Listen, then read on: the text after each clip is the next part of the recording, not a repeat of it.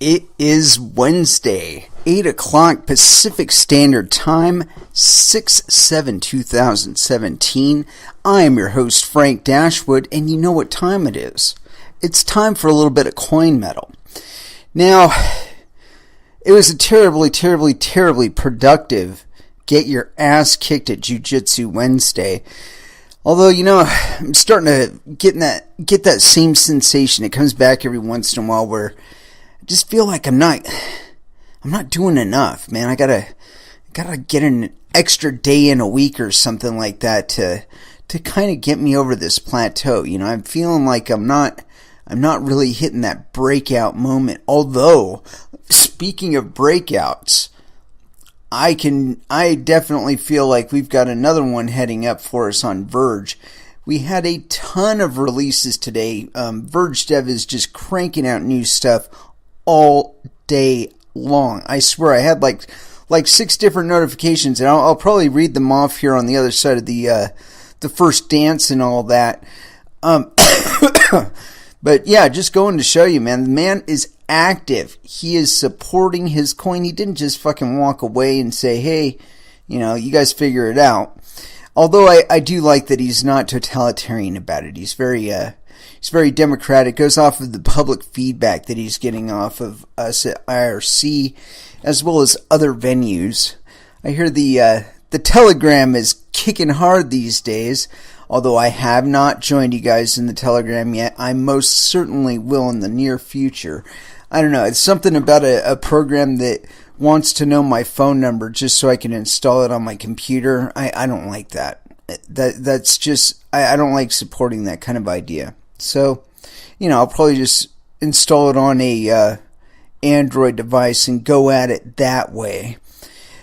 So, with regard to music, I hope he's listening out there, because I scrounged around because I could have swore I had this album. And the one time I had him on the show recently, he asked for a song off of it, and I did not have it. And I felt terrible that I did not have it. But there's a reason why I felt terrible about it. It's not because I didn't actually have it.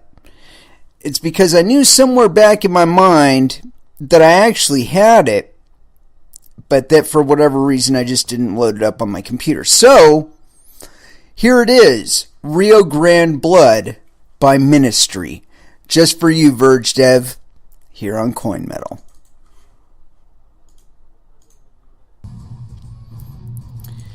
And that was Ritual by Meshuggah. That was off of Contradictions Collapse, which I believe was originally meant to be called, what was it? There was 3 albums that ended up getting tied up into Contradictions Collapse. You had Psychic Test Build, and then the original title for Contradictions Collapse was something like All of This Dude Agreed, or something to that effect. Anyway, they were very, how should I say it, anti-capitalist? I mean, maybe in the sense, the exploitive sense, or the over-exploitive sense that we've seen capitalism being expressed as. In all honesty, it's actually closer to fascism, because it gets backed up with guns, and the underlying interest is solely commercial and not necessarily strategic, although they use that as an excuse too. But point being that Meshuggah, they had several different issues when they were just first starting out, and I could swear I actually hung out with one of the guys from Meshuggah in 92, 93, and they were having a lot of trouble here in the U.S. With regard to their music. It's like people just didn't get it, and I explained as much to the guy that I talked to. I can't remember his name specifically. I just know he was the guy that had glasses on the inside of the album cover. Now, how I came to meet him was actually something due to the internet. They were here in the U.S., or at least he was, and the guy he was crashing out with lived in LA, and I met him through a mutual friend that I worked with. And point being that I listened to it, and I told the guy straight on, I'm like, they won't get it. They just won't get it. And he's like, what do you mean? I go, this is awesome. It's fucking awesome. But it doesn't sound like anything on the radio at all. And he's like, oh, okay. And so it was just during that era where we were starting to lose our fascination with glam and all the hairband business and all that. And there was kind of a dissatisfaction with that whole thing. And in LA, it started probably a little bit earlier than elsewhere, because we were still seeing fucking hairband videos on MTV like 24/7.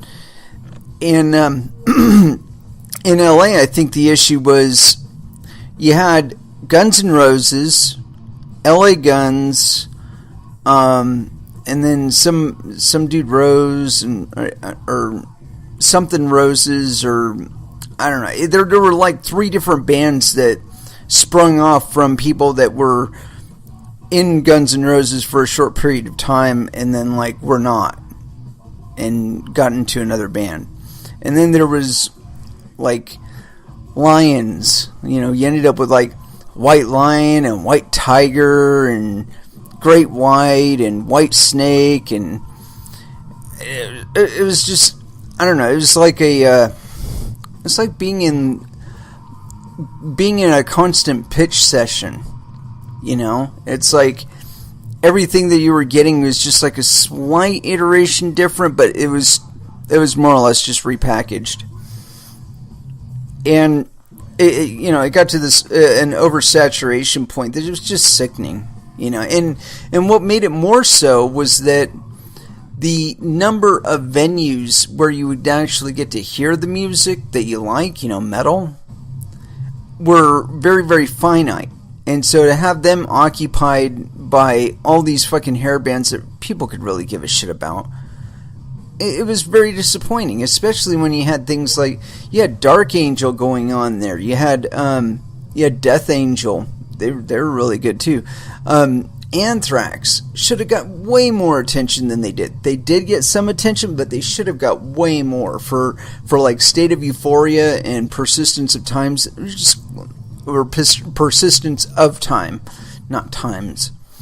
Anyway, point being that's like an imbalance, I think, that was just allowed to exist within the music industry, and to some extent it still exists. And I find it very disappointing, because I've seen bands that I know were better than anything I've ever heard on the radio, but for whatever reason they didn't have the right hookups or the right connections or whatever. They just didn't get the exposure that they needed.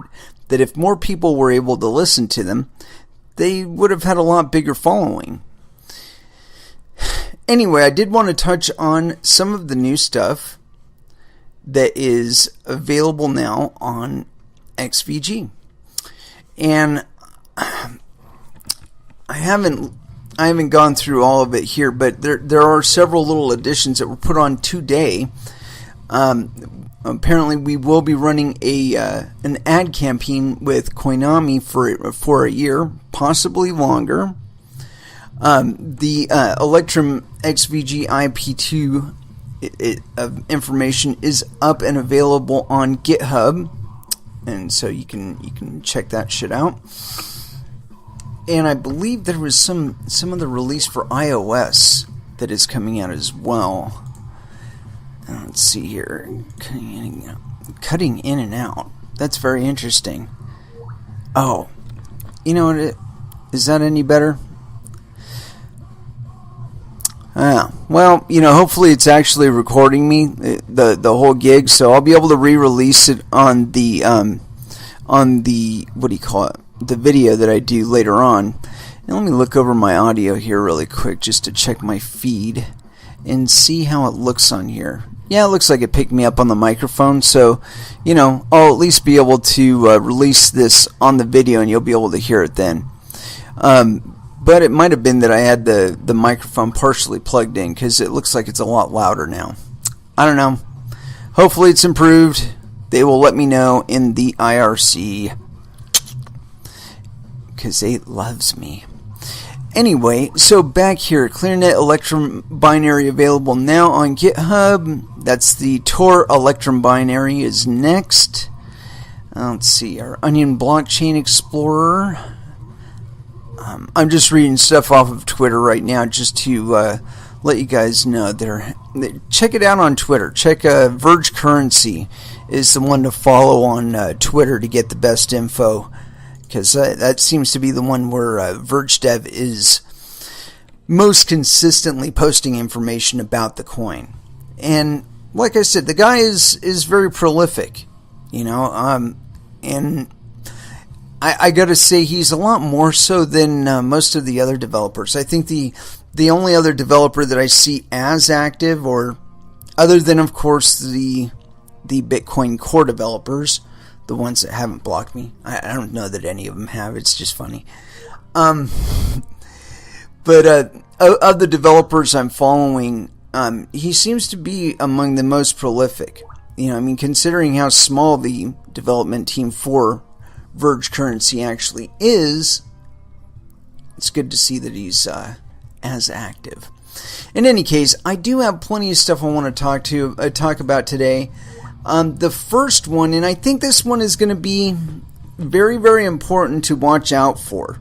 And among other things we talk about here on the show, one of the things I like to cover is computer security, and especially like fund security, because I like to bone up on this information too. And more importantly, I think if I want to, that there's probably other people that out there that want to as well.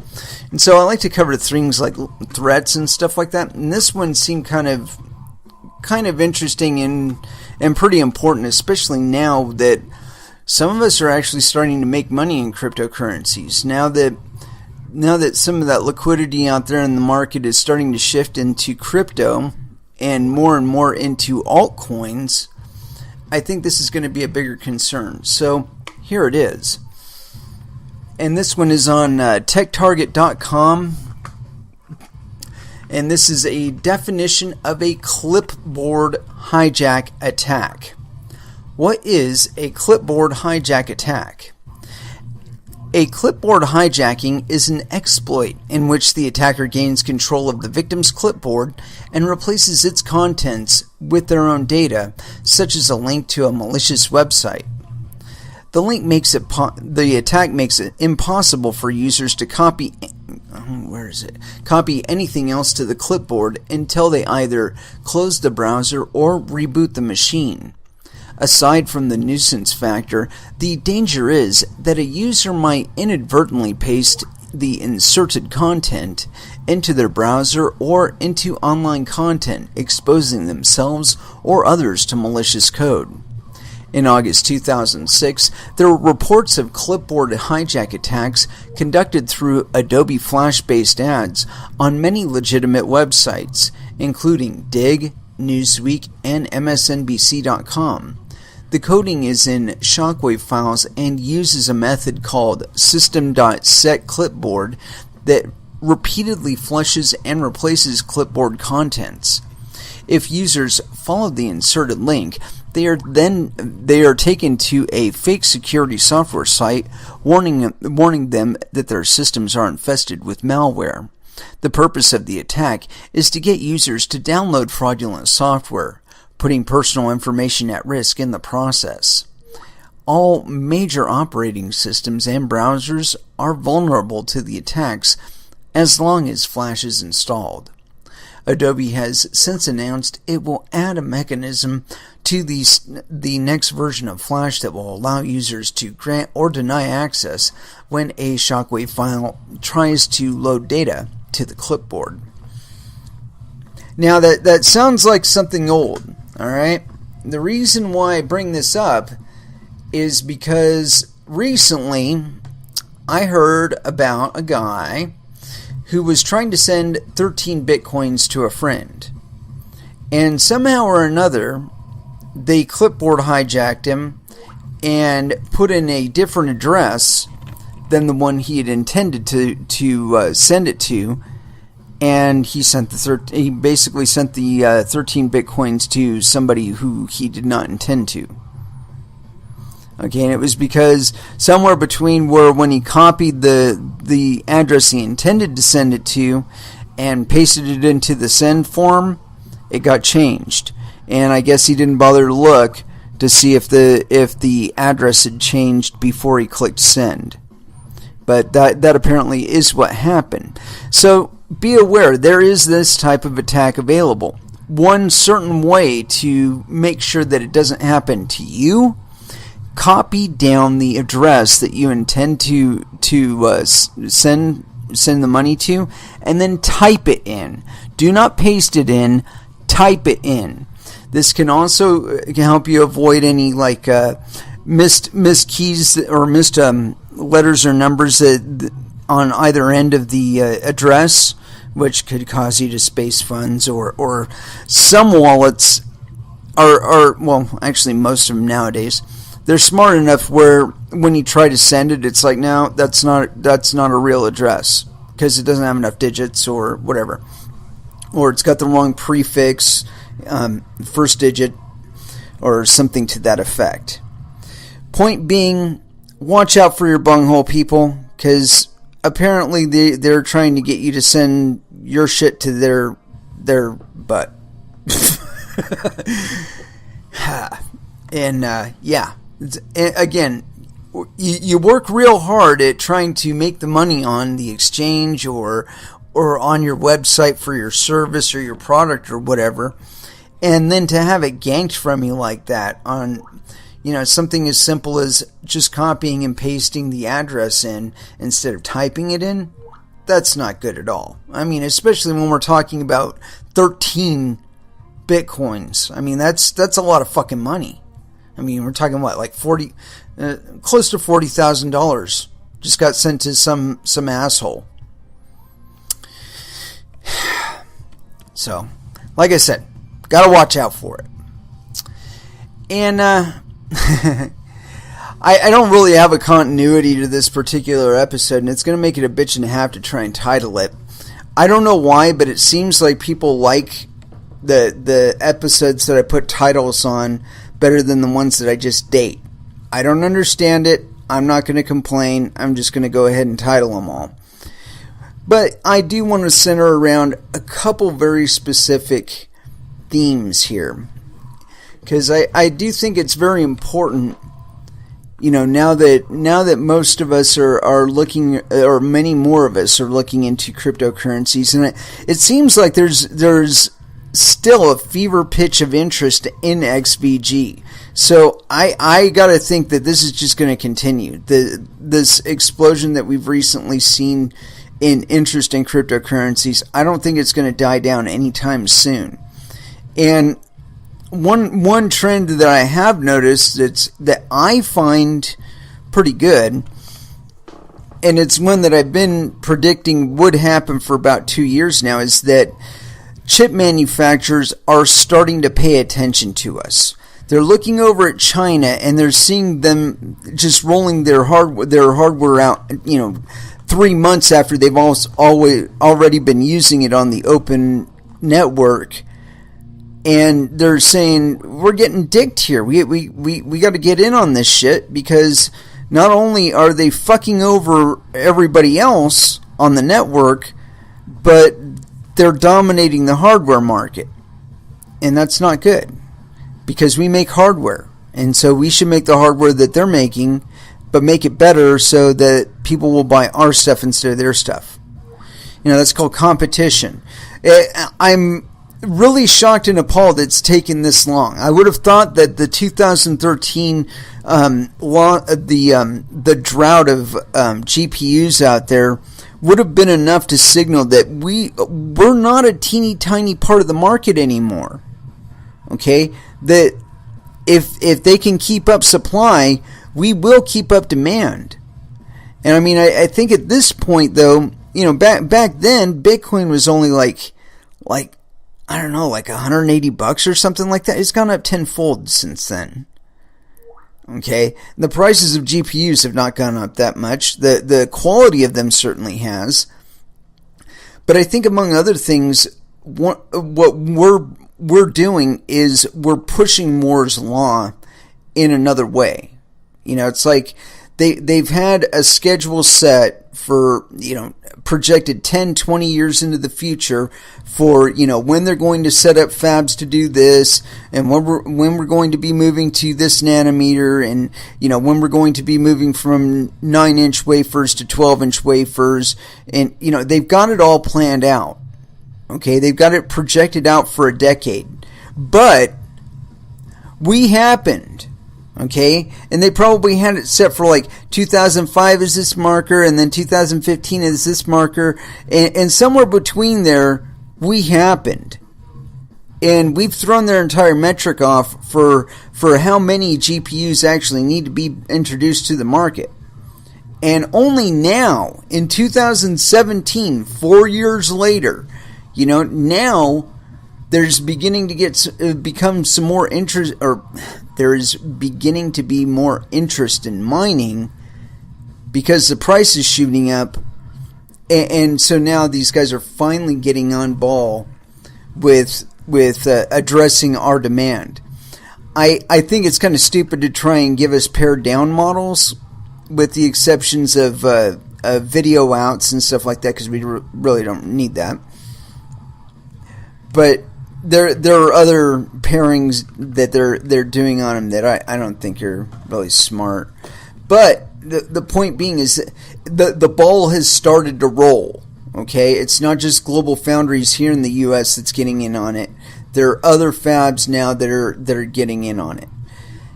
And, you know, I think it's going to start another arms race, and I think this is really the catalyst that we've needed to get past this hump of regulation and this obsession that our governments have with the idea of regulating cryptocurrencies like any other market. You know, I think that it's becoming obvious by now that we really don't need them to do those things. That they're supposed to be there to take the money that we're willing to give them to do the things that we want them to do for us, not do the top-down thing where they tell us what we need and either give it to us or don't give it to us based on whether or not we are willing to take it. Or, you know, it's gotten all goofy, and I really think that cryptocurrencies, if they're allowed to persist as they have been, will be the catalyst that causes that change to happen. You know, that we will be the source of the money, and because we are the source of the money, our values are in consideration. You know, it's like, no, I don't want you to privatize prisons, and I don't want you to allow them to manufacture goods for the public. I don't want you to do that shit. I want you to focus more on rehabilitating those people so they don't continue to commit crimes. And with regard to crimes, I mean violence against people, I mean stealing shit from people that don't belong to them, that kind of thing. You know, I think we've gotten so overboard with regulation that, you know, it's almost like you have to have that desire to be getting away with something just to innovate in any sphere these days. I mean, you have to start off with the mindset of, I don't care what everybody else wants me to do. I don't care, you know, what kind of federal or state laws I might be breaking in doing this. I'm not hurting anybody, so I'm going to go for it. You know, that's the mentality you have to face these markets with, because if you go around asking people, well, so what kind of regulations might apply to this? Whether or not they have it, they will invent that shit. They'll look at what you're doing and say, oh, fuck. You know, my best friend's buddy needs to get in on this and kick this asshole out because, you know, my best friend's buddy is a banker and he knows how to handle this shit. This fucking kid doesn't know anything. Fuck him. Let's get him out of it. and replace him with somebody who wears a suit for a living and that kind of shit. Whether you want to recognize it or not, that's the stage we're at in crypto. I think we're only narrowly getting by it at the moment, but there are machinations at work, I believe, that are seeking to change that. And those forces are doing things like suggesting we need third parties, things like Lightning networks. Lightning networks are third parties. I don't know if anybody told you that. They're third parties. They introduce all kinds of trust necessity that doesn't currently exist with Bitcoin. And as a matter of fact, if you go back to the white paper and you read it, you get the idea really quick that was exactly the system, the type of system that we were getting away from with Bitcoin. And, so we had these people that are holding guns to one another's heads saying, we want you to do this, we want you to do that. And it's really unfortunate because this space started with in mind the idea that you would be able to walk away and come to them at any time without the consideration of coercion, or the level of coercion would be one of the metrics you use to decide whether or not you want to participate with a particular currency, whether or not you want to mine it, whether you want to develop for it, whether you want to use it as a currency for your product or service. That you would be looking at it and saying, well, I like Verge currency, I like Litecoin. I'm not really happy with the fact that they've gone segregated witness, but the stuff still spends the same, so I'm not going to worry about it. Doge, I like Dogecoin because those guys seem pretty cool. I'm willing to use those coins, but Federal Reserve notes, I don't even know how many of those there are in existence. At least with Verge currency, I know there's I think it's 16 trillion. I haven't read the white paper recently. Or no, I did, but I just don't remember. I want to say it's like 16.7 billion or 16.7 trillion or something to that effect. I can't remember. But anyway, that is going to be the new dynamic that we have with regard to currencies. That we're not going to be forced to support people that are willing to displace other people just so they can explore for oil underneath where they lived. I don't want to support that kind of shit. All of that stuff takes money too. There's not just roving bands of people running around with guns and ammo and shit chasing people off their land to dig oil. There's money involved. Okay, those people that are there are paid to be there.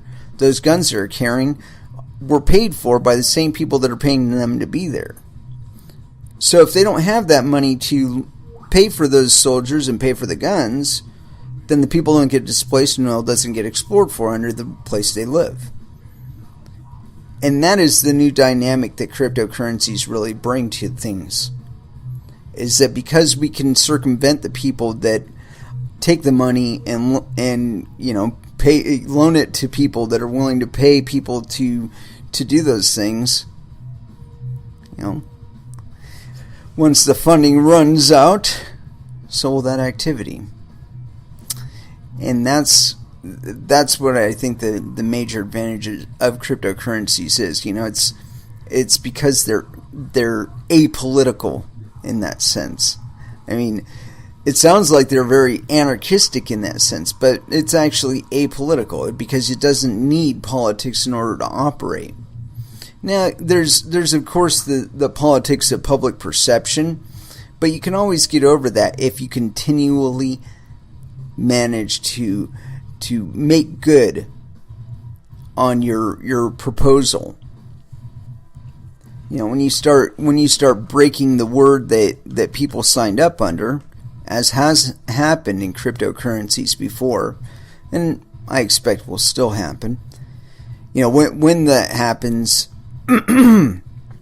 it diminishes your credibility, not only with the people that you've been working with, but everybody else that has interacted with you on a transactive basis. That's not really good. We need currencies that actually make good. Your network starts getting issues. You're having issues with your miners. You're kicking your miners off because they don't want to go to upgrades that you want them to go to, that don't actually do anything to improve the security of the network, but make it a little easier for banks to mutilate your transactions or meliate your transactions or whatever. That you would have the choice. That makes it such a powerful way to express your voice through your money. I really consider any migration into crypto to be a symbolic vote of no confidence with regard to national fiat currencies.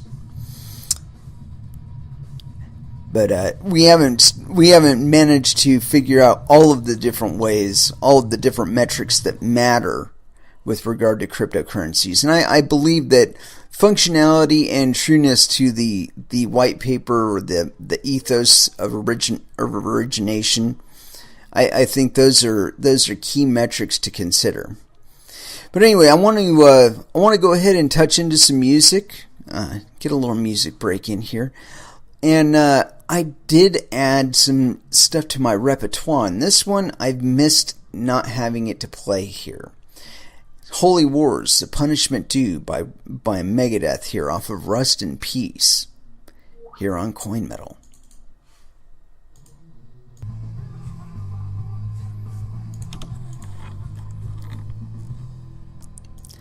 And that was a Shogun named Marcus off of Transnational Speedway by Clutch.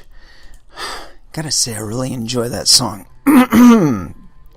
Anywho, I do have plenty of articles today, and this one in particular was something where I picked up that whole business about the Clipboard attack, and this one is on Cointelegraph. Bitcoin malware changes destination wallet to steal 13 Bitcoin. Another timely lesson in crypto security comes as a user reports malware stealing 13 Bitcoins by automatically replacing their destination address. When u/ask_for_PGP appealed to miners on Reddit in an attempt to halt the transaction before it was confirmed, the community soon realized the worst. I copied-pasted BTC address into Electrum and confirmed the Bitcoin transaction. The clipboard replaced my Bitcoin address with a different one. A few minutes later, I discussed with friend if he already sees it in his wallet. He didn't. I sent to wrong address, the user wrote. I checked all browser windows, private messages, chat histories. I do not know this address that grabbed the 13 BTC. Others swiftly pointed out the address was likely changed by malware, specifically a clipboard altering program which has in fact been in production for several years. The funds were seemingly not backed up by hardware, yet the threat which successfully stole them is hard to guard against for the average Bitcoin bag holder. Hardware wallets, another Reddit responder points out, would securely display the destination wallet address before confirmation. The 13 Bitcoin transaction to the presumed malware operators has since been confirmed, despite petitions to major mining pools. Too fucking bad, dude! Should have checked the address before you clicked send. Check. You send to wrong people. This is what happens. And if you'd have typed it in, you wouldn't have had this issue either. Telling you people, you got to be watching out for this shit, because they're after you, man. They're after you. And I want to take a quick turn though into some other business. See, I'm completely against regulation, period. I think that regulating this industry now is only going to kick people out and stop a lot of innovation that we really need. And every time I hear somebody talk about regulation, I reflect back on the 2008-2009 financial crisis and the fact that those were entirely regulated markets. I look at the LIBOR scam. Those were, every participant in that had a fucking license. So what good does licensure and all this FDIC bullshit, what does it get us other than selectively bumped off? Because they don't apply the laws evenly to everybody. And that I think that's the big takeaway that a lot of people don't talk about. And this article that I'm going to cover right now is a perfect example of that. It's on bitcoinwarrior.net.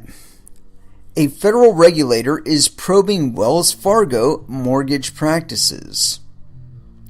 This was on June 6, 2017 by Jesse Eisinger, posted with permission from ProPublica. The Consumer Financial Protection Bureau is conducting an investigation into alleged improprieties in Wells Fargo's mortgage fee practices. The CFPB is looking into allegations first reported by ProPublica in January that the bank inappropriately charged customers fees to extend their promised interest rates when their paperwork was delayed. The CFPB probe is in its early stages, according to a person familiar with it, and there is no certainty that the agency will take action. The CFPB has the power to levy fines and seek restitution if it finds a financial firm has violated the law. A CFPB spokesperson declined to comment. Wells Fargo is also conducting its own internal review, overseen by the law firm Winston & Strawn. The inquiry was initially limited to the Los Angeles area, but has since widened. In a sign of its escalating scope and seriousness, Wells Fargo let 3 top mortgage executives go last week, including Greg Guisdes, a 25-year veteran of the bank, who most recently was the head of its retail sales division. Guisdes oversaw the bank's more than 7,900 loan officers. The bank also dismissed Drew Collins, the manager of the Pacific Division, and Sandy Streeter, the regional sales manager for Nevada and Oregon. Previously, the bank parted ways with Tom Swanson, the Los Angeles County regional sales manager. Guisdes, Collins, and Streeter did not respond to requests for comment. The decision to let the executives go was a result of some of the things we found as part of the internal review, said the bank spokesperson Tom Goida, though he added that no single issue or situation led to the departures, meaning it was systemic. Goida declined to comment on CFPB probe. ProPublica reported Wells Fargo's mortgages routinely bogged down in paperwork delays. When that occurred, supervisors instructed loan officers to blame and charge the customers, even when the problems were the fault of the bank, according to current and former Wells Fargo employees. Customers were charged fees of $1,000 to $1,500 or more, depending on the size of the loan, to extend or lock in their interest rates. The practice of shunting the fees onto the customers was particularly common in the Los Angeles County and Oregon regions. In Oregon, part of Streeter's territory as regional sales manager, 2 former loan officers and 1 former branch officer told ProPublica in February they were instructed to charge customers for mortgage lock extensions even when the bank was responsible. The former branch officer estimated in 2015 and 2016 he oversaw 350 mortgages that needed lock extensions. He said the bank only paid the fee twice. Wells has been reshuffling management elsewhere within the organization as part of the fallout into an earlier and separate scandal. Last September, the bank was fined $185 million for illegally opening as many as 2 million deposit and credit accounts without customers' knowledge. In February, it fired 4 senior managers connected to that wrongdoing. In April, the board of directors issued a report exonerating the bank's top-level management for its high-pressure sales culture. Excoriating, whatever. They didn't charge him any money, so. The CFPB probe comes at a time when the 6-year-old agency's own future is uncertain under the Trump administration. Banks, financial firms, and the Republican Party have opposed the agency and its sweeping powers to oversee consumer finance. Consumer advocates and the CFPB's adversaries await the decision from the U.S. Court of Appeals for the District of Columbia about the constitutionality of the agency. Adding to the uncertainty, Richard Corday, the director of the agency, is expected to be leaving his post sometime this summer, though his team does not expire until July 2018. Wow. Terribly interesting. Whole bunch of criminal activity that would have got you or I thrown in prison. And not just any prison, probably federal pound me in the ass prison. But these fuckers are going to get away with it, and there's not going to be a single jot of ink put to trying to prosecute anybody about it. And it's really sad. People look at this information, I know I do, and think, what good is the rule of law if it's not going to be applied to everyone? And these motherfuckers clearly deserve it. Come on now. 2 million accounts without their customers' knowledge. If there was a Bitcoin company out there that did that, would it exist tomorrow? Fuck no. They would be raiding those offices with, full fucking riot gear, fully automatic weaponry, full armor. Man, they'd be knocking down doors, seizing computers, arresting people, man. Arresting people. But not Wells Fargo. No, Wells Fargo gets off scot-free. No problem there. Fucking ridiculous. You can't look at that discontinuity between application of law and say that we live in a just society. I'm sorry. You just can't. In any case, back over to Bitcoin stuff. Because I wanted to cover that for a very particular reason, and that's that Wells Fargo has been in existence for a very long time under a few different names. And they've continually failed and betrayed their customers in periodic bursts. They don't continually do it. They do it for a little while, and then they do things like, bump the interest rate on their savings account or something for a short period of time, and then they go right back to fucking their customers again. And really, it's like, do you want to wait around for them to decide that they want to fuck you over again, or do you want to move your money elsewhere? I would want to move my money elsewhere. If I could avoid dealing with bankers at all, I would. And it's with that in mind that I want to talk about cryptocurrency regulation. Because I happen to have a couple articles, and they seem kind of conflicting. One of them seems like it's from a month in the future here, because somebody doesn't know how to write a date on here, on their article. And this one is on CryptoCoins News. Nevada's blockchain tax bill sent to governor's desk for approval. And this is by Rebecca Campbell, and I'm assuming she did this one today because it says July 6, 2017. We all know that it is still June. Anyway, continuing. Nevada lawmakers have sent a blockchain tax bill to the governor's office for signatory approval, which is aiming to block taxation restrictions on the use of the blockchain technology.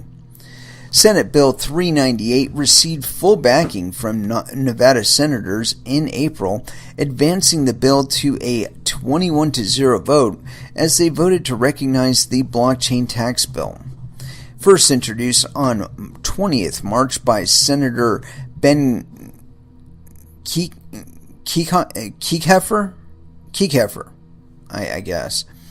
SB 398 was introduced to ensure that the state of Nevada maintains pace with the technology's developments and also establishes a legal framework for people using a blockchain. And we may actually read that PDF. This is just a little bit of text from the PDF.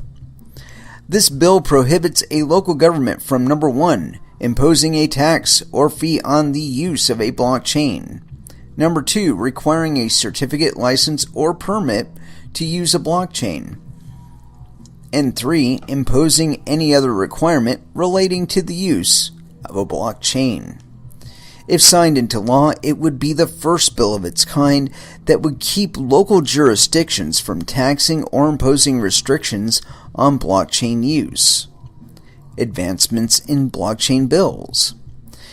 In March, the state of Arizona passed a blockchain bill giving smart contracts and blockchain signatures legal binding status after passing a vote of 28 to 1. With the state of Arizona initially passing their own blockchain bill before Nevada, this may have had an influence on the successful progress of SB 398. However, while Arizona may have passed a smart contract and blockchain bill demonstrating its interest in this area, not all blockchain-related bills in the state have progressed, painting the technology in a positive light. The state has also previously passed a distributed ledger bill that would prohibit the technology from tracking firearms use. Yes, excellent. Even though the state is keen to embrace the technology, it clearly believes that its use should not be used for every facet of our day-to-day lives. Hawaii, too, has filed its own blockchain bill, HB 1481, is aimed at boosting tourism and technology through the use of the blockchain. That's interesting. I talked a little bit about this on Monday, that I really believe that the regulation of cryptocurrencies in any way, shape, or form is basically kind of, it's like the old 1950s through 80s Cold War era, where we had mutually assured destruction as a it's kind of a warning against using nuclear weapons on another nation state who has nuclear weapons. And that echelon of deterrence, it actually managed to keep us alive through that period, that nobody decided to use a nuke. Although whether or not anybody was actually that intent on using a nuke, I find that questionable. Point being that it kept us from using nukes on one another, or at least us and Russia, between the 50s and 80s. And I believe that Bitcoin regulation, cryptocurrency regulation of any type, is just you flagging to the rest of the world that you're giving up. You're saying we don't want that innovation to happen within our borders. We don't want the money that may result from the business that results from allowing it to freely happen within our state. We don't want any of that. No, we want to make it to where only our best buddies can get licenses, and only our best buddies can continue to innovate within this space. And we're going to kick all the little teenagers out and all the people that are actually creating all the exciting stuff that's going into this technology. We're going to kick them all out because it doesn't belong to them. It belongs to the bankers because it involves money, and so we're going to give it back to the bankers.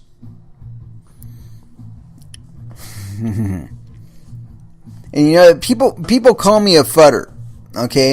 And you go right ahead, all right? When I can read your fucking white paper for your technology, and I can hear in it reflections of definitions and activities that I'm also reading in legislation that tells me that you're either A, gathering with these people in little groups behind the scenes and telling everybody their moves and making concessions and whatnot, or governments are so inept on what to do with this shit that they're just like poking in the dark and hoping they get it right. I think it's the prior, personally. See, I think it's that there are groups working within cryptocurrencies that are basically either government or they're related to some legacy interest or whatnot, and they're interacting with government, and they're trying to resecure their interest within finance because this technology clearly displaces them. And I think it's unfortunate that we're going through this, but it's kind of a human thing. I think unlike the other times when this has happened, that because it is money, that people will be a lot less apt to give up their control over their money. I mean, you know, once you've had a freedom like this, the idea of giving it up is very unappealing. In any case, I want to touch back into a little bit of music. And we played a little bit of Clutch, but we haven't played any Crowbar. Yeah, I know, some people don't like the music, but you know what? This is a music/talk show, and so we play music, and we talk about coins. Don't worry, I try and keep it only quality stuff here. And so, with that in mind, I definitely feel the need for Fear Factory. And, fuck it, let's go Piss Christ here on Coin Metal.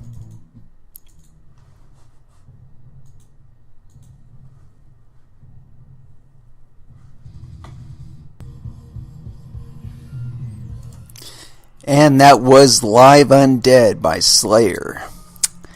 I've often joked with my friends, and I don't know if it's so much a joke, really, that if I ever do die, because I do believe that we're on the threshold of defeating death, but if I ever do die, that I want them to play Live Undead at my funeral. And it's just, I don't know, I guess that's my sick, twisted humor or something, I don't know. But anyway, we were talking about regulation, and this one was kind of deceptive in its title, and I do have another article concerning this very bit of information, but it was written by somebody on CoinDesk, and basically covers all the same business that we already talked about, which is good, so we don't have to read it again. However, it's one thing to let the floodgates open and just, you know, leave things be and see how they develop. But it's another thing to get proactive about it, to try and do things to inspire people to do blockchain and Bitcoin related things within your state. And I kind of expected that eventually it would happen, that somebody out there would get proactive, whether it be a country or a state or protectorate or whatever, that somebody would get proactive about this and say, hey, this is a fantastic opportunity. We want to lower the perception that we're against this, and we want to incentivize people within our state to participate in this, because we're looking at it and we can tell this is damn near the fastest growing industry on planet Earth right now, and we should really try and get in on it. You know, I think that dialogue is happening in places. You know, it's just me, I guess, but I believe that kind of dialogue is happening. That they're saying we can't not get into this. New York, they stuck their dick in the door jamb and slammed the door. Too fucking bad. So sad. Sorry, New York. Weren't thinking far enough ahead, or we're thinking too far ahead. I don't know. Certainly, the market isn't ready for the kind of draconian legislation that they passed. Bit license. I read it. It's crap, and it would. I would not do business with people in New York specifically because of it. You know, I just like to deny them. Say, oh, I'm sorry you're in New York. No, your mommy and daddy are protecting you too well there. You can just stay within your border. Thank you very much. Treat you like fucking Cuba for a while until you get up somebody's ass and make them do something about that to change that shit. You know, like getting rid of the NYDFS or something like that. I don't know. Anyway, as I was saying, it's interesting to see somebody getting proactive about it on a government level. And so here we go. Montana boosts local Bitcoin miner with $416,000 grant.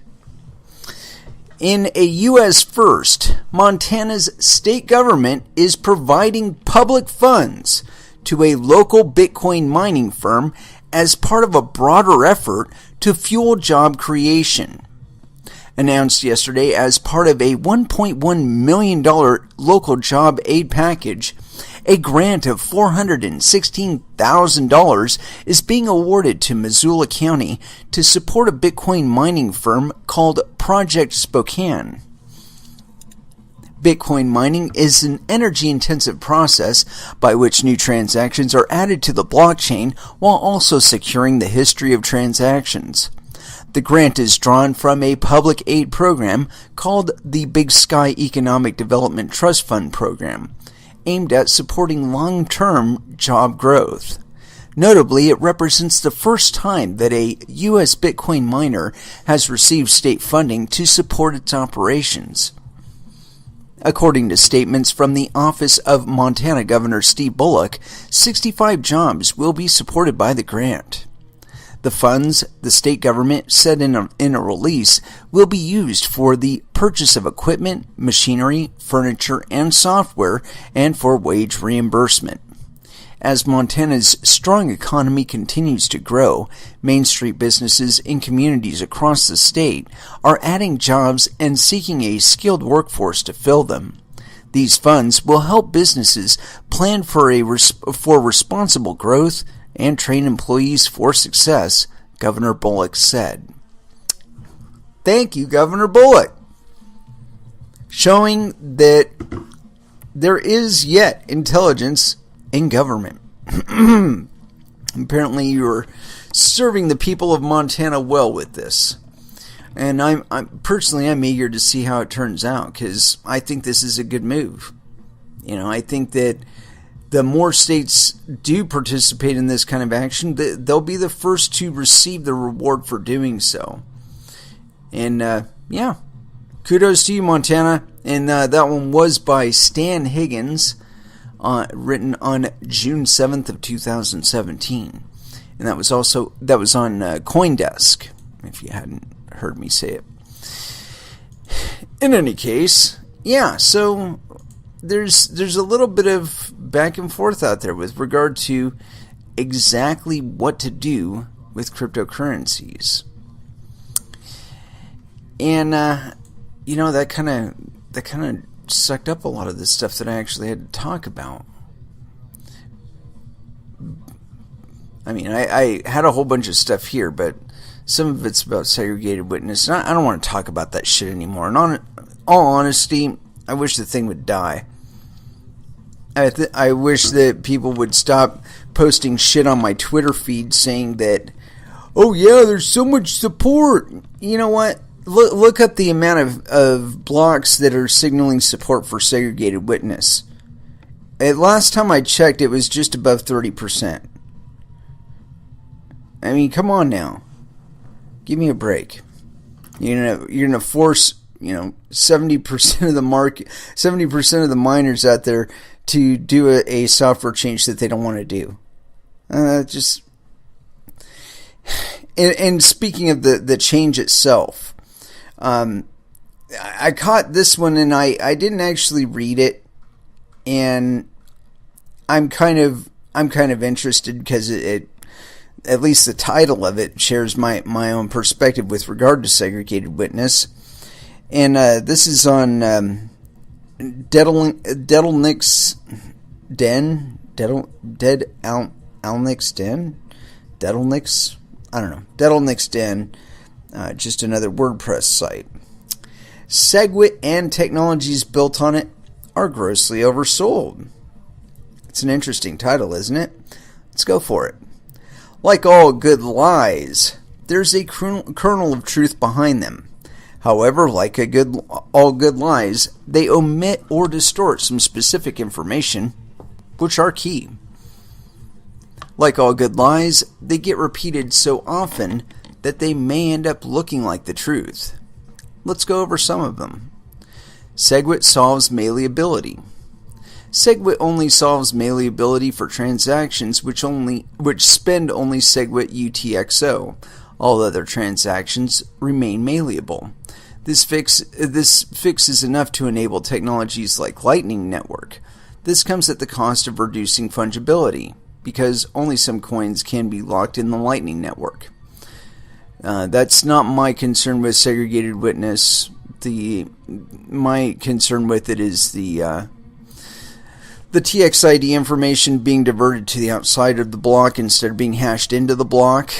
I believe that the Lightning Network would be able to, or the participants on it would be able to apply their own conditions to the transactions and the action going on their particular payment channel, which, according to what I read on California BitLicense and BitLicense in particular, would make you to where you would need to actually apply for those, because in California I believe they have a money transmitter law that would apply, and there are other places that have money transmitter laws. When you're transmitting back to the blockchain off of your Lightning node or your Lightning payment channel, you're a money transmitter. And all the little conditions that you have on your payment channel does make you a custodian. It's really funny if you read through that information. The metric they use for a delay out to the network is 1,000 blocks, and I've covered this a dozen times on this show. But if you consider it from the perspective of a credit card company, which, by the way, is the people that gave us that lovely metric of 40,000 transactions per second. Why are we trying to beat Visa? Why is that a goal of Bitcoin? I don't understand. I mean, for one thing, there isn't enough people using Bitcoin to need 40,000 transactions per second. And on that point, the people that do need 40,000 transactions per second, they already have to have licenses. You know, when you look at the participants we're talking about here, credit card companies, investment houses, banks, they need 40,000 transactions per second throughput. You do not. You will never need that many. You will never need that transaction throughput. But again, thinking about that, who does need it? Credit card companies, right? Well, currently they have 3 to 5 business days to fully clear the transaction, and their metric of 1,000 blocks on the, and that one's in, I believe it's just the Lightning Network one, but it might also be on segregated witness. But the 1,000 block delay, when you calculate that out in minutes, I mean, in blocks, it works out to be about 8 days. So that's 3 additional days that the credit card companies or whoever the quote-unquote community is. I strongly suspect it's just Goldman Sachs and their fucking buddies, or buddies on their level. But you know, when you think about, again, the amount of information that we're talking about, or the amount of transactions that we're talking about, and probably make it pretty competitive to get into a block, considering the value of those transactions or that activity going on.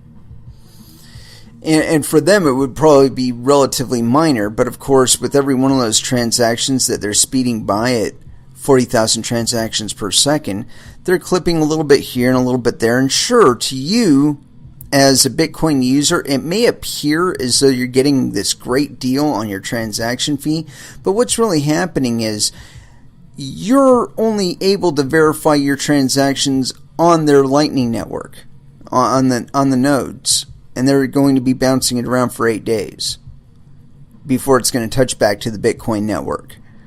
So that's 8 days now that your transactions are de facto unconfirmed before they get resolved, potentially.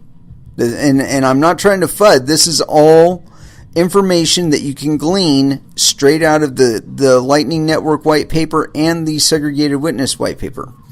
Anyway, let's get back to this business. I'm the only reason I diverted there is because if you're going to put that kind of title on this, you should probably cover the bigger issues with regard to this technology. Anyway, continuing on here. Segwit solves quadratic hashing. Segwit solves quadratic hashing for some specific transactions, just like it solves malleability for some specific transactions. However, quadratic hashing is an attack vector, and solving it in some more specific case is about as useful as being partially on birth control, none at all. Segwit absolutely fails to solve anything related to quadratic hashing. Segwit allows blocks up to 4 megabytes. This is technically true, however, the block can be up to 4 megabytes. This is not really what people require bigger blocks were asking for. To illustrate, let's imagine your friend got a kid and tells you he needs a bigger car than his 2 seats. How do you think he will react when you propose to him a car that is twice as big but still only has 2 seats? That's what some are trying to sell you. Considering current usages, we can estimate that segregated witness will increase the amount of transactions which can be processed by a factor of 1.7x to 2x. The fact that Segwit allows blocks up to 4 megabytes while delivering only a 2x capacity increase is not something to be proud of.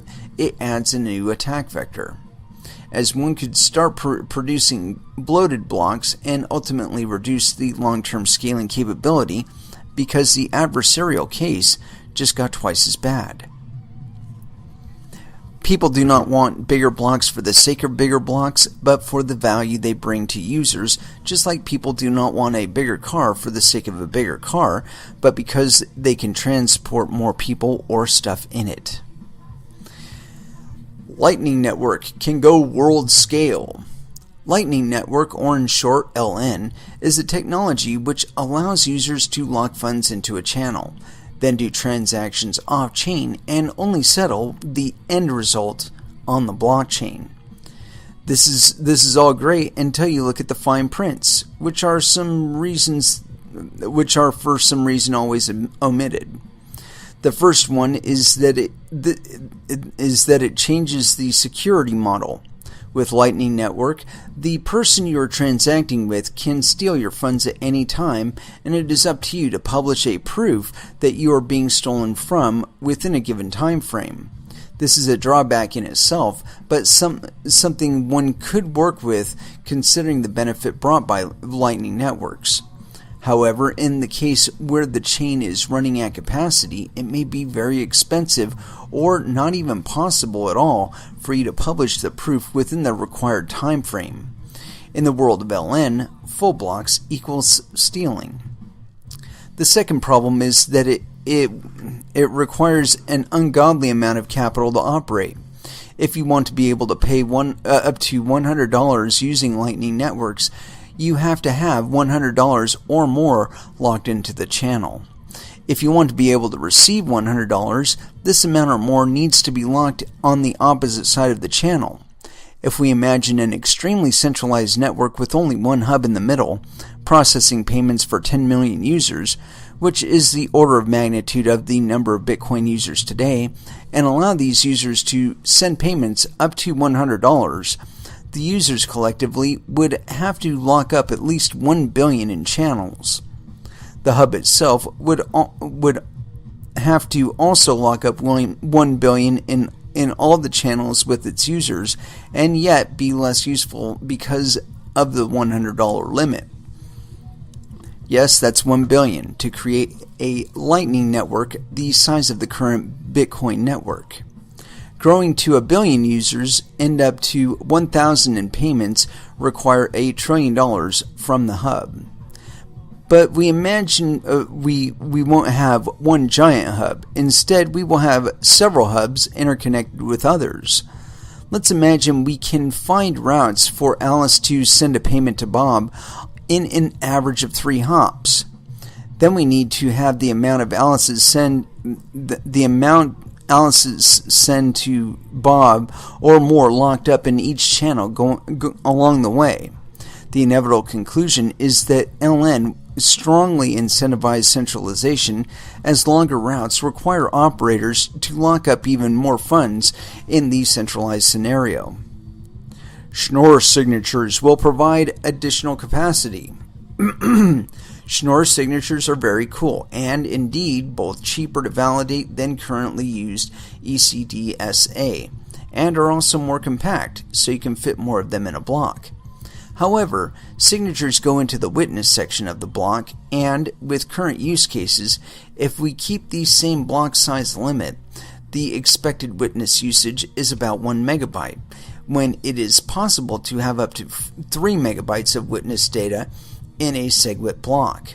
As a result, Schnorr cannot deliver any extra capacity because it is optimizing the wrong thing. Conclusion: when someone is lying continuously to you to sell their tech, rely on censorship. Be sure they have ulterior motives. Do not buy or you'll get scammed. Yeah, those are some concerns, and I'm not technically qualified to answer some of them. However, I've already communicated my reservations with regard to Lightning networks and the possibility of it leading to further centralization. I've addressed that ad nauseum. You know, I expect that'll be an issue with regard to Lightning networks and the UASF and all that business and segregated witness. But I do want to talk about this one article because it at least has a promising title, and it is exceptionally long, which is good because it gives me less time to actually just pontificate and walk off into the bushes. Anyway, though, this one is by Jimmy Song, and it's on the medium.com or medium.com. It's UASF BIP 148 Scenarios and Game Theory. Interesting.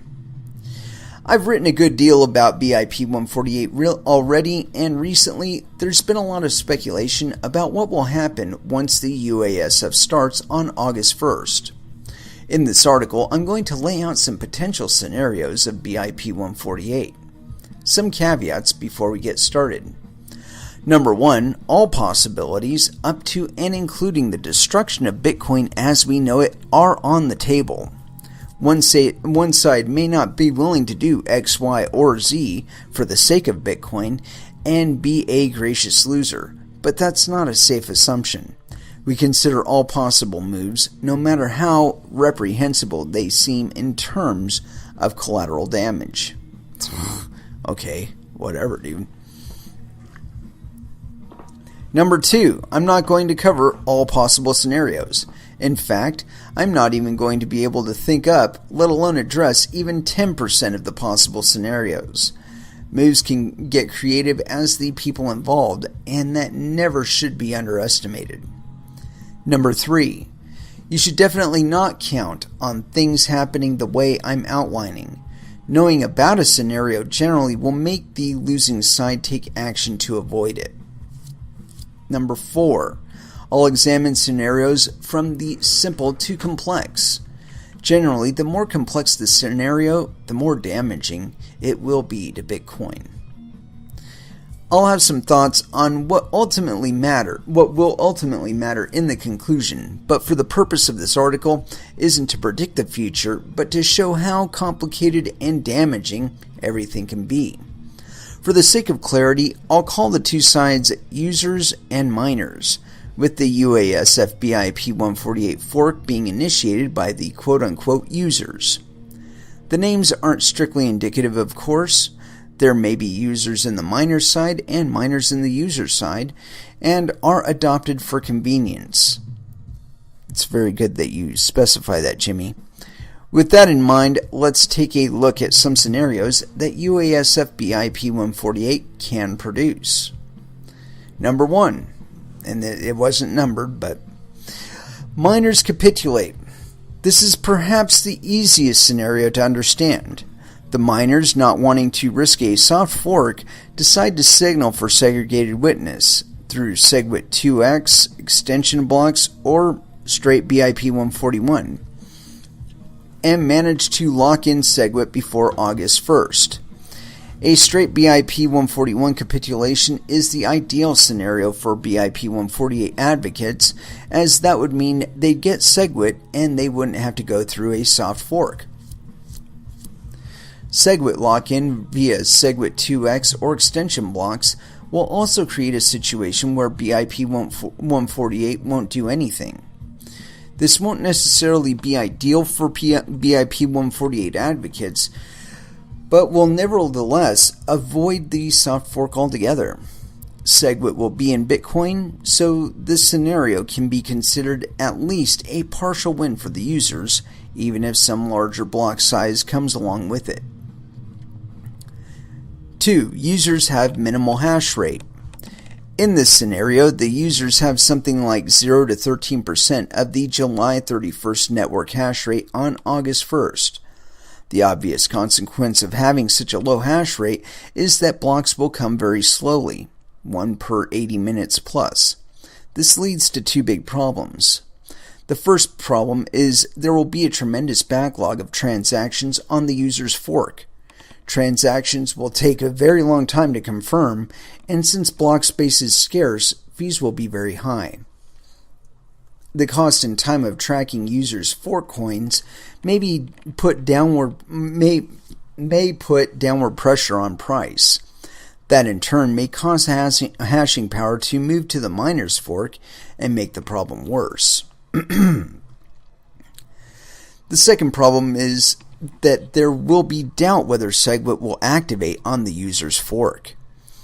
This is due to the fact that segregated witness activation requires 95% of the blocks to signal in a 2-week network difficulty adjustment period before November 15th. However, since the users have less than 13% of the hash rate, a single network difficulty adjustment period will take greater than 15 weeks.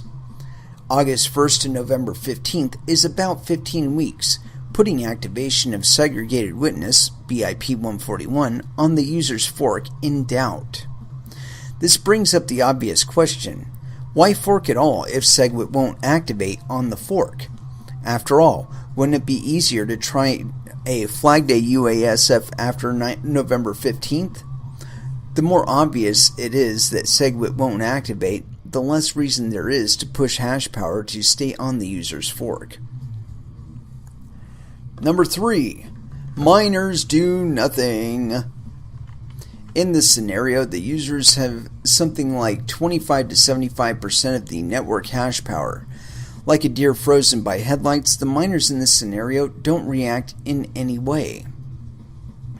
If the user's fork has 51% or more, there will be only one branch, and that branch will only accept blocks signaling segregated witness. There may be a lot of orphan blocks and perhaps reorgs that go 3 to 4 blocks at times. This will make it much easier to double spend, so exchanges and merchants will not likely take transactions with less than 6 to 8 confirmations. Sorry. But otherwise, things will go on mostly as normal. I will note here that the 51% to 65% scenario is actually more complicated, but will, for the sake of convenience, refer the reader to the article I wrote. If the user's fork has somewhere below 50%, then there will be 2 branches, a user's fork and a miner's fork. If at some point the user's fork gains more hashing power and has a longer chain than the miner's fork, this is where the fact that UASF is a soft fork comes into play. The miner's fork is then wiped out. That is, all the blocks on the miner's fork are replaced with the user's fork. No amount of confirmations then on the miner's fork can really be trusted, and this will cause a good deal of disruption. Of course, exchanges and merchants can still accept coins from the miner's fork, but any coins accepted or distributed on the miner's fork in this scenario are subject to simply disappearing and constitutes a large risk. This wipeout risk will add tremendous incentive for the miners to fork to eliminate this risk, especially as the user's fork catches up to the miner's fork. But in this scenario, we assume the miners do nothing and the risk never goes away, perhaps due to infighting or slow development of a solution. Note from the miner's perspective, UASF looks very much like an attack. That's because it's a 51% attack. This is because UASF looks to them like coercion, because it is, specifically to signal for Segway, and nobody likes being told what to do, even if they agree. Absolutely. Thus, even if the scenario occurs where the miners don't respond as a collective, there very well may be individual responses that may try to hinder the growth of the user fork. Note that in a scenario like this, it's very dangerous to transact on the miner's fork.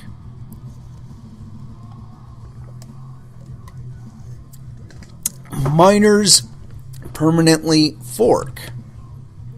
As mentioned in the last scenario, there is already incentive for the miners to eliminate wipeout risk.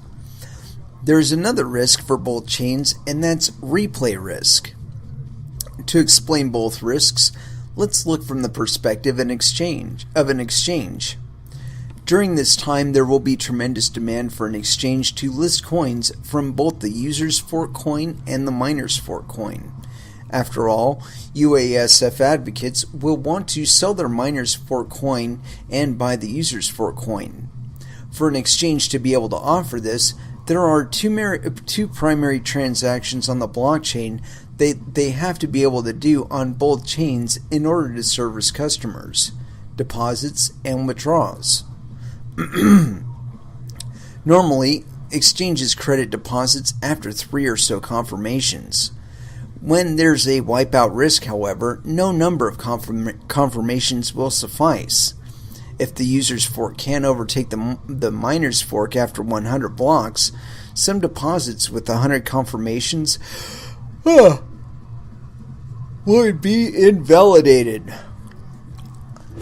An exchange would be taking on risk to accept deposits on the miner's fork. This risk gets greater as the user's fork catches up to the miner's fork. In addition, exchanges normally pay withdrawals without much thought to replay attacks. Without replay protection, when an exchange pays out 5 Bitcoin to the user's fork, They may unknowingly also pay out 5 Bitcoin to the same address on the miner's fork. The same thing can occur the other way, where 5 Bitcoin paid out on the miner's fork may unknowingly also pay out 5 Bitcoin on the user's fork. This can be overcome with software that makes sure the transaction isn't also valid on the other fork, but this can be tricky to implement and may have bugs. Coinbase, for example, lost a lot of money on replay attacks when Ethereum split. Thus, to list both users' forked coins and miner forked coins, exchanges will demand both wipeout protection and replay protection. Here's the problem. In order to offer such protection, the fork between coins has to become permanent. At least as Bitcoin is currently constituted, there is no way to offer wipeout or replay protection without also eliminating the possibility of emerging with a single chain. Yet, as we've seen, people will demand the listing of coins from both forks. Thus, it's likely that the miners will hard fork. No, they won't.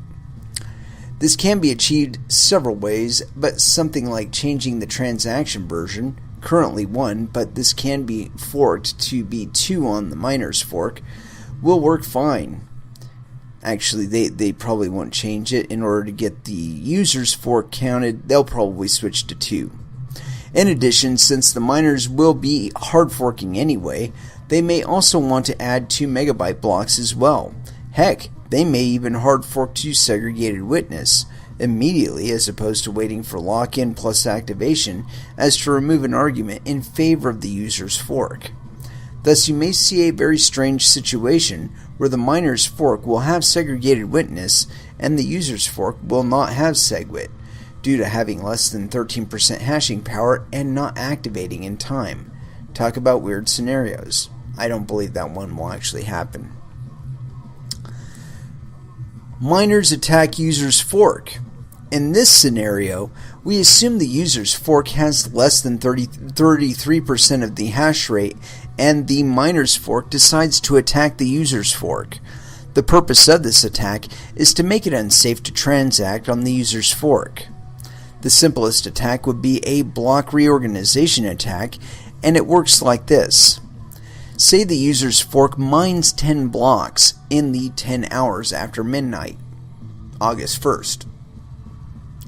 The miners dedicate slightly more hashing power than the entire user's fork to secretly mine 11 empty blocks, signaling SegWit starting at midnight.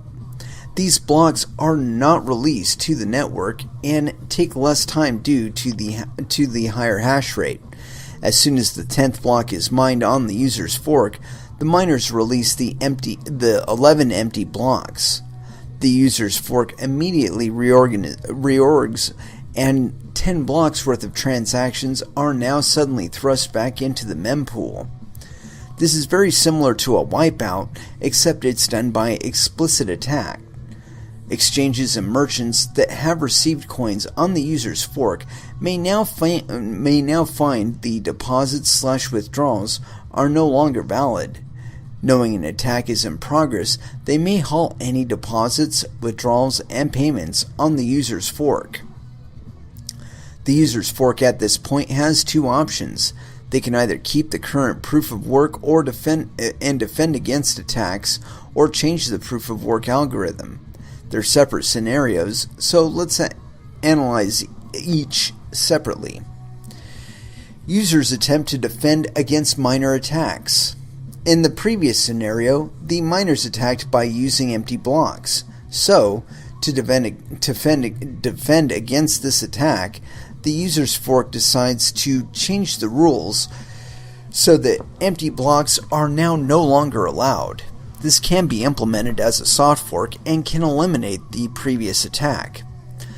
The new software has to be distributed to everyone using the user's fork and has to be deployed at the same time to prevent even more branches than the 2 that already exist.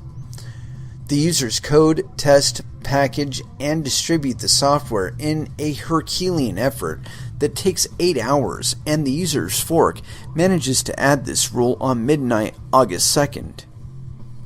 All economic nodes manage to upgrade the software in the small time window. The miners see this software update, it's open source, and decide to attack again. The attack is exactly the same. 11 blocks secretly mined in the time it takes users' fork to find 10, except with an extra transaction in each block as to avoid the new soft fork rule. The miners manage to wipe out 10 blocks worth of transactions on the user's fork. The users can do another soft fork to prevent this attack, this time not allowing any blocks with less than 20 transactions. The miners again see the software update and can do another block reorg attack with 21 transactions per block. This can repeat over and over and become something like a game of whack-a-mole. As long as the software is open source based on proof of work and miners control more hash power, the miners with superior hashing power can always find some avenue of attack. During such attacks, transacting on the user's fork is very difficult, since transactions can get wiped out at any time, rendering the user's fork difficult to use. Note that in a scenario like this, transacting on the user's fork is very dangerous. Users change proof of work.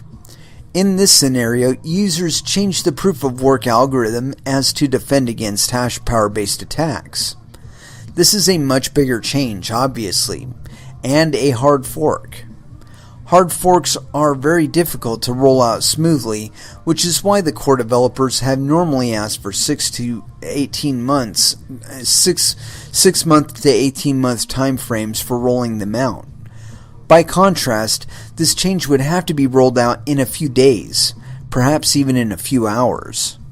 Further, hashing power on the new proof of work would have to be secured in a way as to have a much smaller chance of getting attacked. For example, if the new proof of work algorithm was only mineable on CPUs, the users would have to secure large farms of CPUs to defend themselves. Note, this doesn't guarantee that the users can defend against the attackers. They may very well still be vulnerable to attack. The CPU scenario, the miners could prepare by buying botnets in anticipation of such a proof of work change. In this scenario, users are attacked by miners, but it's entirely possible that users can attack the miners if the miners have the minority hashing power. Whoever has the minority hashing power chain may get attacked, and their fork will be less stable, less usable, and risk having an embarrassing or harmful deployment error. What this means to you. So what does this mean? You should be very careful about transacting after August 1st. There are scenarios where your transactions will get wiped out no matter which fork you choose. Both chains have some wipeout risk, and I imagine most people will be hesitant to do anything until there's some resolution. Conclusion: believe it or not, I believe the fight will be even nastier than I've laid out. These are only rough first-order calculations of the game theory implications. There are likely to be many more moves, each with their own scenarios, just as long as this article. It's impossible to analyze every scenario, but it is possible to get an idea of the strength of each side. Here's what will matter in this upcoming conflict. Number 1. Mining hashing power. This one is one of the most important, as hash power defines which side can be the aggressor if they choose. Defending against all possible attacks is much harder than preparing for a single attack. Number 2, coordination. The side that agrees on what to do instead of infighting will obviously do better. Number 4, development/deployment quality and speed. As the situation changes, the side that can more quickly develop and deploy usable attacks and defenses will have an advantage. A slow-moving side is obviously more vulnerable than a fast-moving side. Oddly enough, the more centralized one side is, the faster they can move, which is a bit against the ethos of Bitcoin and naturally lead to authoritarian structures. 4. User sentiment. I put this one last because the others will influence this one more than the other way around. Still, having users that are willing to stick with your side will matter, as they will provide the liquidity for your side's coin. Do you have any questions about the different scenarios, possible attacks, etc.? Please add to the comments and I'll add another post later this week. And so yes, very interesting, Mr. Song. Very, very interesting indeed. I think this is a bit more nuanced than I would have anticipated. It certainly covers a lot of potential attacks and vulnerabilities that that the UASF actually presents. And so, yeah, I'm going to have to give you kudos on this one, Jimmy. Very, very good scansion, and you stayed on subject very well. And I've got to say, I think that a lot of these are possibilities within this this latest kerfuffle that we're experiencing. Personally, I think that doing nothing is probably the best action, simply because the people signaling support for segregated witness is down below 35% at this point. Now, whether it'll remain that low is anybody's guess. But even if they do manage to exceed that and get up to 51%, they're going to have to maintain that. It's not just a one and done. So I think the likelihood of them being able to maintain a chain into the future is relatively limited. But that's just my perspective.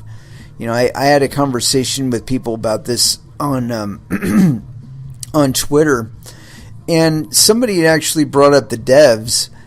Like, the devs are going to be able to make up for the loss of a 5 to 6 exahash network.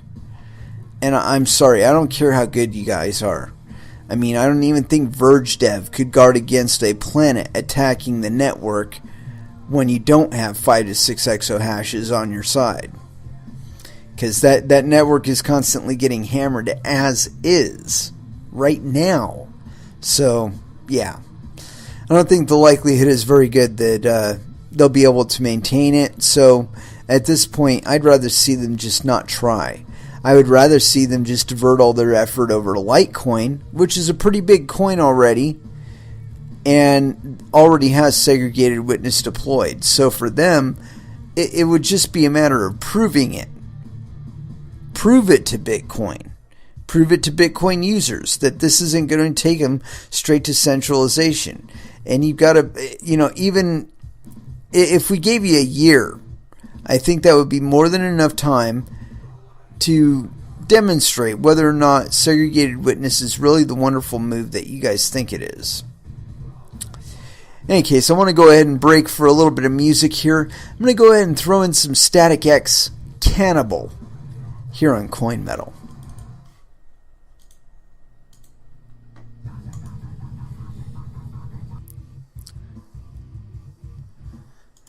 And that was Textures with a little bit of Circular. And as we're rounding out into the last hour, and we're actually into our last half hour, and of course we have our last dance and our closing and all that business. And with regard to Bitcoin and whatnot, I've got another article I want to talk about today. And this one, just by the title, it sounds keenly interesting here. And this one is up on Bitcoin Warrior. It was written June 7th, 2017. And I believe this is up on Mises. This was posted with permission from ValueWalk. And we may actually get into one other article today that I'm keenly interested in getting in on. Anyway, but let us continue. We've been playing 2 games to mask insolvency. One is to pay the costs of rampant debt today by borrowing even more from future earnings, and the second is to create wealth out of thin air via asset bubbles. The two games are connected. Asset bubbles require leverage and credit. Prices for homes, stocks, bonds, back quantum futures, etc. can only be pushed to the stratosphere if buyers have access to credit and can borrow to buy more of the bubbly assets. If the credit dries up, asset bubbles pop. No expansion of debt, no asset bubble. The problem with these games is that the debt asset bubbles don't actually expand the collateral, real-world productive value, supporting all the debt. Collateral can be a physical asset like a house, but it can also be the ability to earn money to service debt. There's more debt, but not more wealth. Credit card debt, student loan debt, corporate debt, sovereign debt, all these loans are backed not by physical assets, but by the ability to service the debt, earnings, or tax revenues. If a company earns $1 million annually, what's its stock worth? Whether the market values the company at $1 million or $1 billion, the company's earnings remain the same. If a government collects $1 trillion in tax revenues, whether it borrows $1 trillion or $100 trillion, the tax revenues remain the same. If the collateral supporting the debt doesn't expand with the debt, the borrower's ability to service debt becomes increasingly fragile. Consider a household that earns $100,000 annually. If it has $100,000 in debt to service, this is a 1-to-1 ratio of earnings and debt. What happens to the risk of default if the household borrows $1 million? If the earnings remain the same, the risk of default rises as the household has to devote an enormous percentage of its income to debt service. Any reduction in income will trigger default of the $1 million in debt. If a household earns $100,000 annually, how much can it borrow? The answer depends on the terms of the debt, the rate of interest, and the percentage of principal that must be repaid monthly. If the interest rate is 0 and the monthly payment is fixed at $1, the household can borrow billions of dollars. This is how the game is played. There is no upper limit on debt if the interest rate is effectively 0, or adjusted for inflation less than 0. Would you lend the household your savings knowing you'll never get any interest and the principal will never be repaid? Of course not. Nobody in a functioning market for capital would throw their hard-earned savings away on a debtor who can't pay any interest or principal. The only institutions that can play this game are central banks, which create money out of thin air at 0 cost. As for risk, the way to manage defaults is to print more money. But once again, printing money doesn't create collateral or income needed to service debt. Printing money is akin to adding a zero to currency. Every $1 bill is now a $10 bill. Are you 10 times wealthier once the central bank adds a zero to every bill? No, because the $5 loaf of bread is reset to $50. When interest rates rise. The other problem with this game is interest keeps ticking higher while earnings remain flat. Even at very low rates of interest payments keep rising. This is not an issue of if income rises along with interest payments, but if income is flat, paying higher interest costs eventually pushes the borrower into default. The household that borrowed $1 billion at 0% paid 0 interest. But let's say the lender now demands 1/10 of 1% interest, nearly 0 interest. The household now owes $1 million in annual interest. Oops. Even near zero interest can generate crushing interest payments once the debt reaches the stratosphere. The whole game is a bet that future income will rise faster than debt service. Unfortunately, we already lost that bet.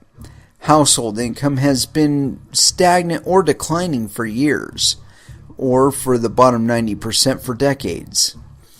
And tax revenues have a nasty habit of falling sharply in recessions and stagnating with private sector earnings.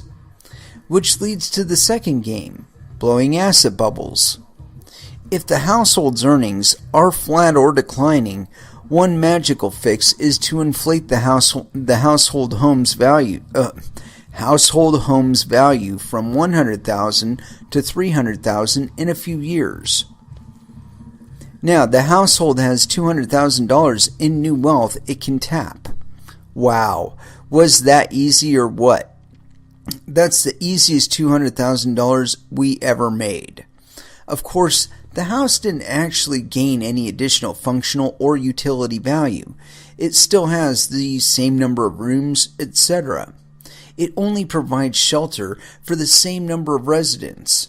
The $200,000 in quote-unquote wealth that can now be borrowed or accessed via selling the house does not reflect an increase in the collateral's utility value. It's all financial magic leveraged off an unchanging utility value and household income. These games look like a perpetual motion money machine. There is no cost, it seems, to expanding the debt and asset bubbles. If future income doesn't rise enough to service the growing mountain of debt, we either print more money or lower the interest rate or create wealth, quote-unquote wealth, with even grander asset bubbles. But there is eventually a problem. At some point, even 0.1 interest becomes unaffordable, and adding zeros to the currency devalues the currency faster than incomes rise. Asset bubbles run out of greater fools to buy the elevated prices. Borrowers default. Asset prices crash, and everyone holding the currency is impoverished. This is why you cannot, and I will repeat this ad nauseum on this show, you cannot peg a deterministically created currency with a fiat currency. You can't do it. I mean, and all of you out there that think you can, you are mistaken. Because number one, you have to know how many there are out there. Number two, you have to know the rate of issuance. Number three, you have to know their interest rate. And number four, you have to know that in relationship to your currency. And you have to keep in mind that also the value of the network, the amount of work that's being put into maintaining your network, is also a factor. And we're seeing this in Verge currency now, where before it was relatively easy to get coins because the hash rate was relatively low on our network, and now it's going up, and I'm hearing all kinds of people complaining now because they're not able to get as many coins because there's that many more participants on our network putting that much more hash power to it. You know, that will be reflected in a longer term chart. That will be reflected in the price of Verge. You know, a lot of people will claim that this is a pump and dump or whatever, this current escalation that we're going through. People are desperate out there for anything that will retain value. And as long as Verge sticks to its guns with regard to privacy and all that, and Verge Dev keeps developing stuff that will increase the utility of the coin to people, I don't see an upper limit on Verge currency. I really don't. And in the perspective of the current whack-off session that's going on with Bitcoin, I mean, really, I think that we all ought to just get sober and look at the BIPs and find either write one or for a straight block increase, because that's what the fucking network needs. It doesn't need segregated witness. It doesn't need lightning networks. It needs more capacity in the blocks. That's what it needs. And you know, we can jerk off in circles about, oh, we need segregated witness. We need segregated witness. You know what, dude? There are a ton of coins out there right now that do everything that you want to do with Bitcoin, Ripple being one of them. They can do that 40,000 transactions per second. They can already do that, supposedly. So why are you trying to force Bitcoin to do things that Ripple already does? Why aren't you working for Ripple? If that's the kind of network that you want, why aren't you trying to create value on the Ripple network? Why are you trying to force Bitcoin to become Ripple? You know, and to that point, if you wanted something similar to Bitcoin, you've already got Litecoin that's got segregated witness on it. So again, why are you trying to force the miners on Bitcoin to do something that has not? I won't say that it's actually increased the value of Litecoin. I think that Litecoin is experiencing the same amount of attention as any other altcoin that's been in this space for a few years. You know, in the not so distant future, we're going to start seeing some busts with regard to these ICOs. They're not going to fulfill on their promises, or they are going to intentionally default people, or defraud people rather, as per their intention all along. Because you know what, there are scammers out there in the ICO game. Shit, you put the letters ICO on something, and that changes the game right there. People just come out of the woodwork to throw millions of dollars at you. I'm sure that the application of those funds is also relatively selected too. So, you know, I mean, if you're creating any real value, I mean, even if it's just name recognition, you know, they can make your shit do something of value later on. But you know, if you got ICO on there, man, people want to throw money at you. But where I'm going with this is that Bitcoin, I think, needs to stay as true to its promises as it can possibly do. Not give up sovereignty, not give up fungibility, not give up verifiability. Keep all of those things and you know, try and do things to increase the security of the network and whatnot. But I reading through the white paper for Lightning nodes and segregated witness, I kept running into the word trust. And I didn't get into Bitcoin to trust shit, because I could verify it. Did the transaction go where I wanted it to go? Oh fuck. I must have some fucking Clipboard injected malware bullshit that puts in some hacker's fucking receive address, and I just lost 13 Bitcoins. Well, I'm going to type my shit into the send column next time. I mean, lesson learned, man. You got to move on. I think that's going to be the lesson of our time, and we're going to experience it until we actually figure that out. You know, that you got to let it go. Holding on to it and trying to force it down people's throats is only going to make people resist you more. And this whole UASF bullshit, I look at it, it's nothing but a 51% attack.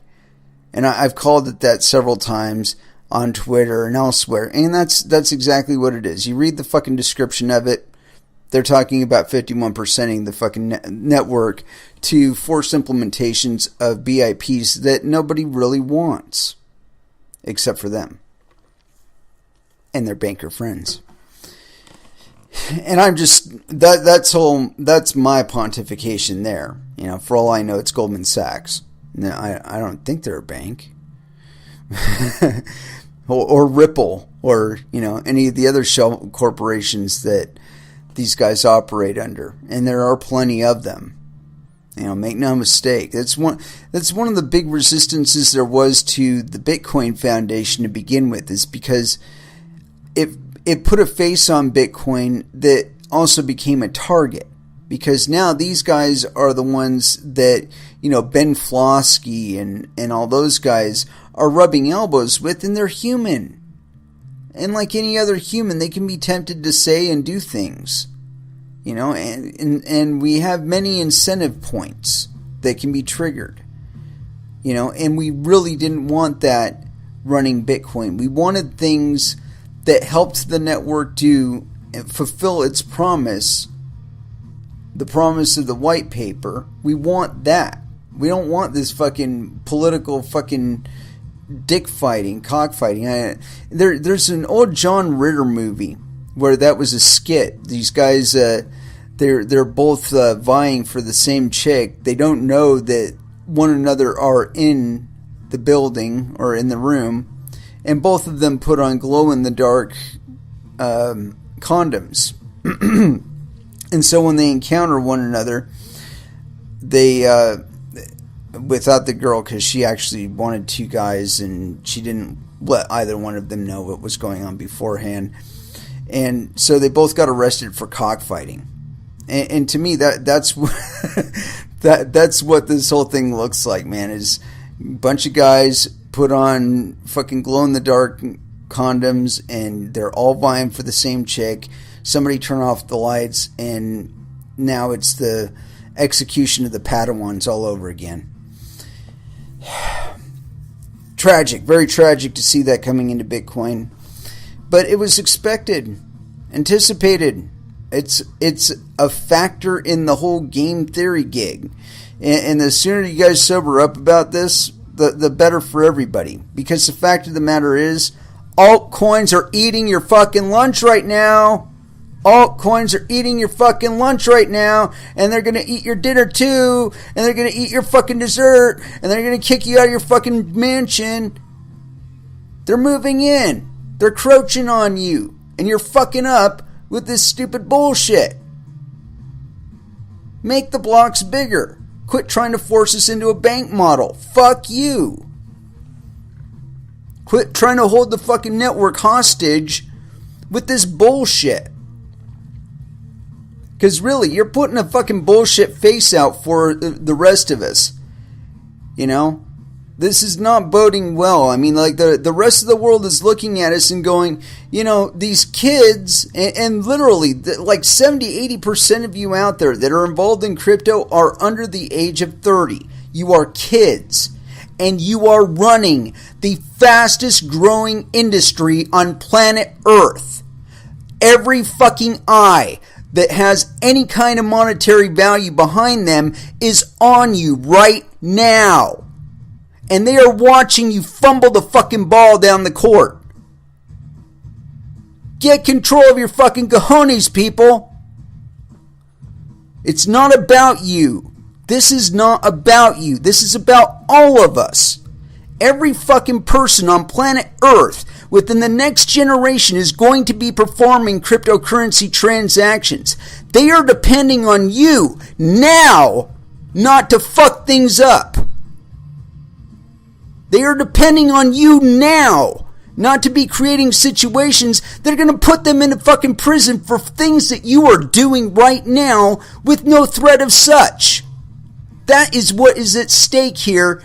And like I said, you guys, you can't get a hold of the fucking ball. You want to fucking make it into personal politics. You want to fucking put on that glow-in-the-dark condom and jump in the dark room after the one girl, and you're going to end up fucking yourselves. That's what's going on, kids. And the quicker you sober up about all this, the better for everybody. I mean, I didn't sign up to this shit to create Swift 2.0 for fucking banks. I didn't do it.